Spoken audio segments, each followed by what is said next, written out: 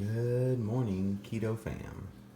We're going to test my favorite bulletproof coffee, Keto Coffee, this morning. So let's get our blood glucose reading and blood ketone reading.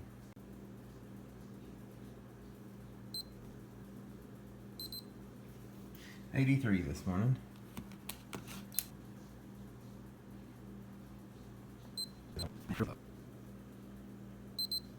$1.2, awesome. All right, so there's our starting point. I would typically have 8 ounces of coffee in there, but I guess I only put 6. So there's that. We're gonna do roughly 1 tablespoon of Kerrygold butter. I think this is unsalted. It doesn't matter if you do salted or unsalted. This is probably more than a tablespoon.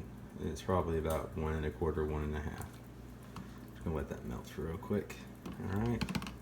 And what we're gonna do here, since this is a bigger spoon, we're just gonna kind of dip it like that.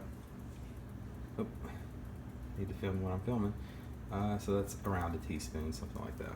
Again, I'm not too concerned about that. I know it's ballpark. Now we're gonna add our heavy whipping cream after we've, hit it with the magic bullet. I'm gonna say that's probably at least 2 tablespoons, somewhere around in that area. I finished my coffee at 6:45. It's currently 7:45. Let's check the blood glucose first.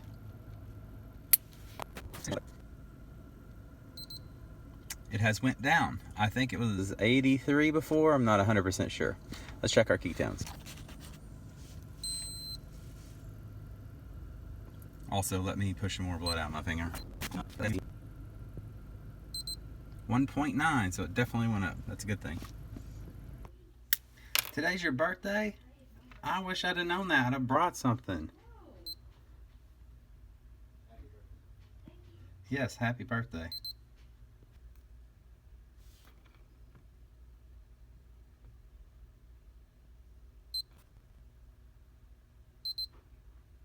As far as ketones go, as you notice, our ketones didn't jump up super high from 1.2.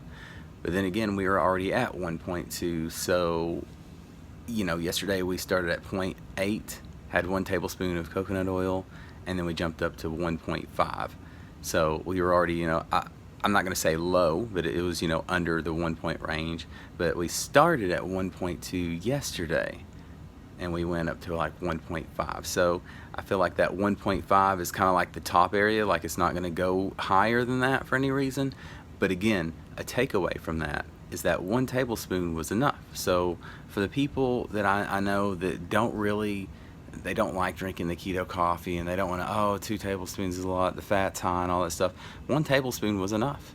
However, if you have that high amount of fat like I did in my keto coffee, I feel like it keeps me satiated for most of the morning, so therefore I can wait even longer to eat lunch. So it's all about what you want to do. It's not going to hurt to have more fats. I did a study on dairy and not having dairy in my diet, and my ketone levels were way higher without the dairy. I lost weight quicker. It was better for me to cut out the dairy, but at the same time, you don't have to do that. I mean, I get it. This diet is restrictive, so if you don't want to cut out dairy, don't cut out dairy. Keep it keto.